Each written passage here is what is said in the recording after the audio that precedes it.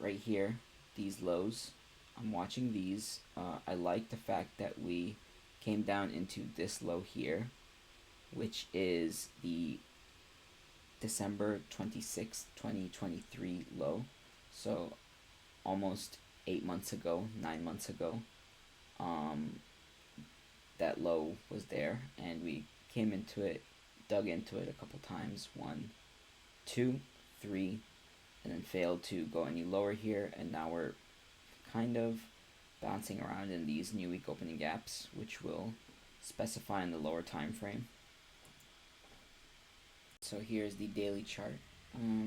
Daily levels, we have the daily fair value gap, July 20th, 2024.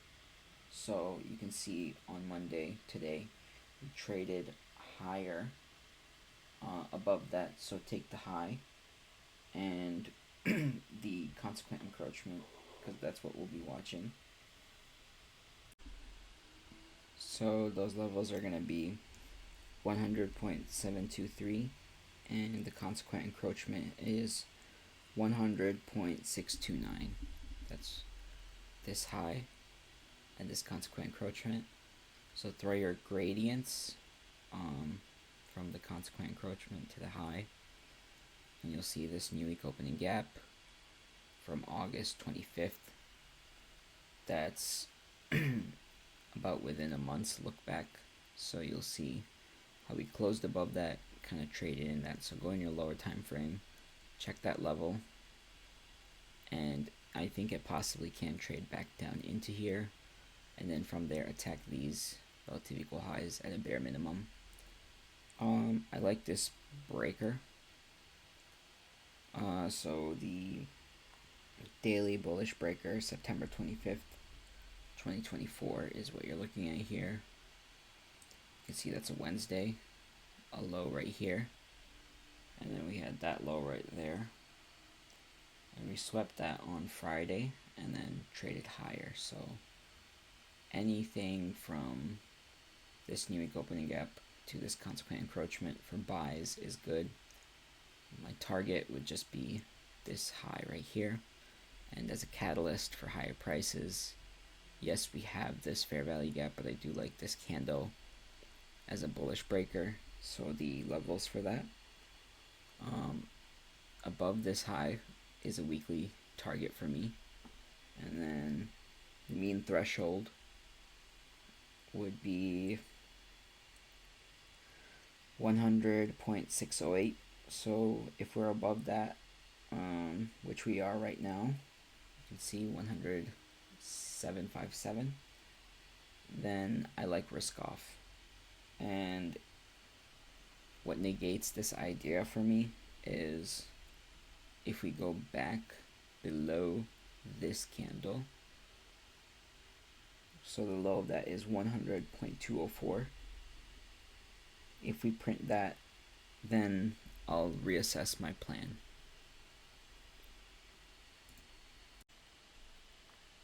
Alright, here's the December contract for S&P 500 futures. So we have this weekly fair value gap, 3 levels nested inside that, which is the volume imbalance, high and low right here. You can see those annotations there, and then the previous month high, which will be shifted to here tomorrow. So that would actually be going into tonight's true day open. So there is liquidity going to be resting above here. Any algorithms or retail algorithms are gonna have pending orders here in the form of buy stops. So yeah, I think we can attack that, but then you have to think that kind of opposes the bullish dollar. So while I do think that dollar can still go to the levels I mentioned, I would like to see dollar trade to that level first, and then and only then I would assess the ES. Considering we have lots of data tomorrow, not just tomorrow, but the whole week. Non-farm payroll this Friday, PMI on Thursday, and crude oil inventories on Wednesday, and then PMI tomorrow. So, and job openings. So, lots of stuff this week. And so, it's hard to say exactly where the market is going to go, but I do like expansion above this high. That's my gun to my head analysis. I like how we came down and traded into this weekly fair value gap over here. So that's a weekly level. Came down into that, into the low, and then bounced off the lows. So a couple things on the daily chart. Here's the daily chart from Friday, September 13th to now. Well, the daily candle shows October 1st, but it is still September 30th, 7:37 p.m. So you can see we had this daily order block here. I called this live in my Discord, and we came back into it today, but we went further lower into the weekly fair value gap high, and there was new week opening gap here, which I'll show you right now. So new week opening gap here, nested right at the high. So I like this objective. I framed a trade idea alone by myself. I was going into London for shorts. I was targeting the new week opening gap over here when we were trading above it. If you go to around 150, that was the macro that I utilized going short. So I only got 2.5 handles out of that, and it was just a graduated experience. I was simply just prepping my analysis for tomorrow, writing on my notepad, which takes about 2 hours for me to write everything down for the week and kind of have like a mind map. But as I was writing down, I was just looking at the daily chart, and I saw this order block here. I like that order block, and then I mentioned this new week opening gap. So I saw it while we were up here, and while we had traded into this. We hadn't formed this high yet. We came up into this, and then it looked heavy at the moment. So I went on a 1-minute chart and then dissected it down to a 15-second, which I'll show you in a minute. And I took a short, targeting just above the high of this level right here, 57.85 3/4.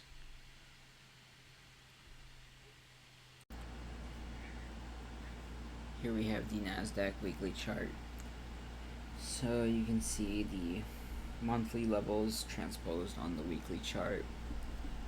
August previous month high is the 20,251.25 level. So see how price is trading at that level right now. Then we have the weekly level, which you're looking at right here right now. So this candle's high over here at 20,538 even. And if you look at this candle's low, you can see it doesn't touch the consequent encroachment of this weekly fair value gap. So just looking back at this candle's high, you can see that that level is 19,947.5, and then if you look at this one, that is 19,953. So it's a little bit higher, but mostly just the consequent encroachment, the little gap in that candle. So that's a whole week's of price action. So I like how it didn't touch that, so that sort of shows its hand to me over here on a weekly chart, that it might want to dig up into the high of this imbalance again. So I think it touches it here. So it can possibly dig up higher. So the range that you'd want to be looking at is this wick from the close to the high. So draw out gradients on that, and if you are working in a buy model, you'd be wanting to buy in the lower 50%.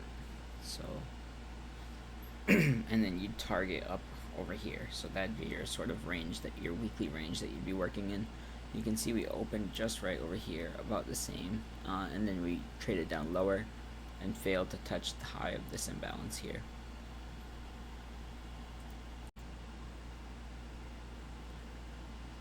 So this is the daily chart for the NASDAQ and some levels are the daily order block. So this one is just the same thing that we were watching on S&P, but you can see that this one comes down and touches that order block very nicely. So the open from the high, I would go on a 15-second or a 5-second and look for any imbalances in that. I like how it comes down into the high and then the open, and kind of trades just below it and then starts to trade higher into the close. So I think that's reaching over here. You can extend this price over here and then going into tonight's session. So right now it is Asia, but going into London and New York, depending on the news event, you can use that as a catalyst, this one as a catalyst for an order block to trade up into here. And if you want to take partials at the consequent encroachment, that's also a great trade idea. These are some old notes when we were down here and we had FOMC. And then this is today's note. So market trades to daily order block September 20th, 2024, bouncing off the lows and taking 3-day look back sell side in the form of September 25th, 2024 daily low. So that would be this low right here. So 1, 2, 3 from Monday's trading or from Sunday's 6 p.m. open. That's when we reference the 3-day look back, and we have 1, 2, 3 candles here. The low on this is 20.06425, so we want lower than 64.25. Right here we have 20.056, so it went just a little bit below that and a little bit below the order block too, so but failing to touch this imbalance. So to me that's bullish. So here's some stuff or a preview into the Discord. If you're interested in this, it's just short. These are very bread and butter setups, so it's very apparent when it's a weekly or higher time frame call out or when it's a lower time frame call out. So I have all the time frames. I put the PD array, what times I'm looking at, what I like. This is what I did today, what I was referencing to. So you can see I took a demo trade here during the London, or going into the London session. I like 2 a.m. for the London session. I know it can start at 1, but I prefer 2. So this was more so pre-market of London. Took a short, or was waiting for this fair value gap to come in, or for it to trade up into that and hit it. And you can see in the next slide, went up in there, bumped it once, came up above it one more time. My stop is all the way up here, and then my limit order is all the way down here. So I'm focused on expansion lower, down below these lows. Even though this one is lower than this one, that's why I had my limit order here, and plus it's a 5-handle move. So nice target. It's not below those lows, but it's just below the consequent encroachment. So and also the new week opening gap is right here, so that's a good catalyst for a draw, as like for it to act as a magnet. We've worked above the New York Open, so I was really expecting for this to trade down lower eventually to these lows, simply because we were bullish all of last week, and going into Sunday's Open there wasn't too much movement,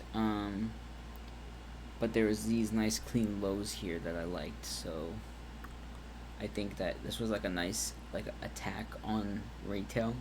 Anyone that was just impulsive or thought we were really bullish and then started to buy early on in the morning, they got punished. So here is that. You'll see. You can pause the video.